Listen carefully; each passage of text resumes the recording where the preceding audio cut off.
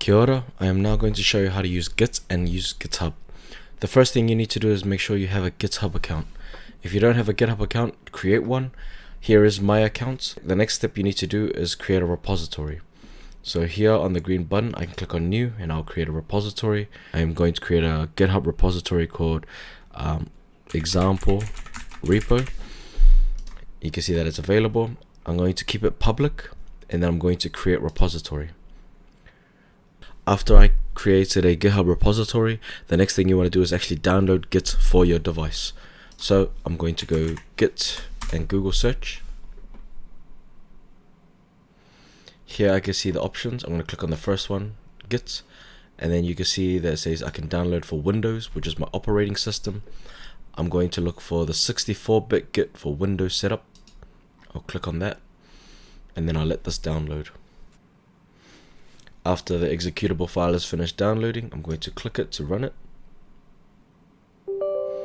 Click yes, click next, click next, click next, click next. You can leave this as it is, or if you want, you can choose Visual Studio Code as Git's default editor.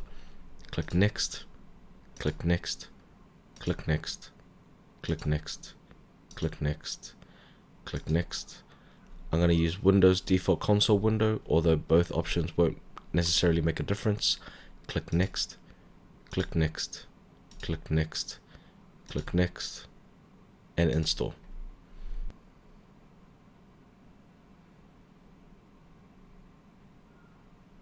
Awesome, and now I'll click finish.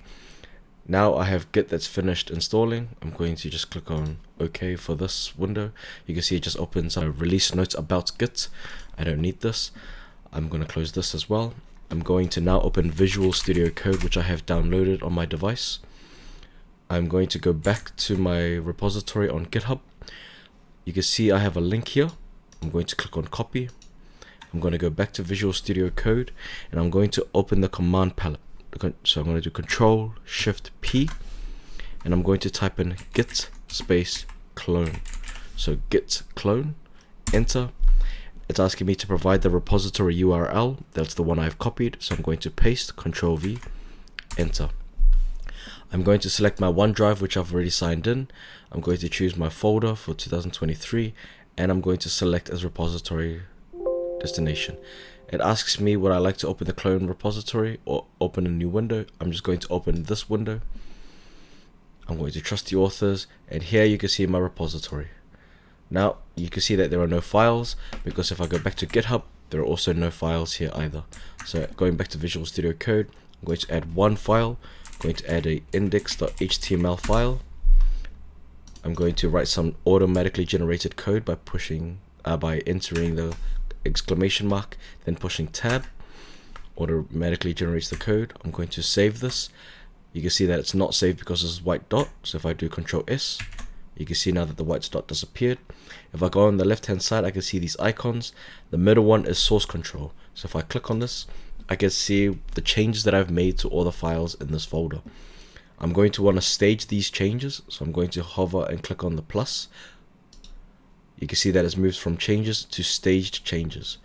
What I next need to do is add a message explaining what I've done. So I'm going to go to message and explain in very brief and in short detail what I've done.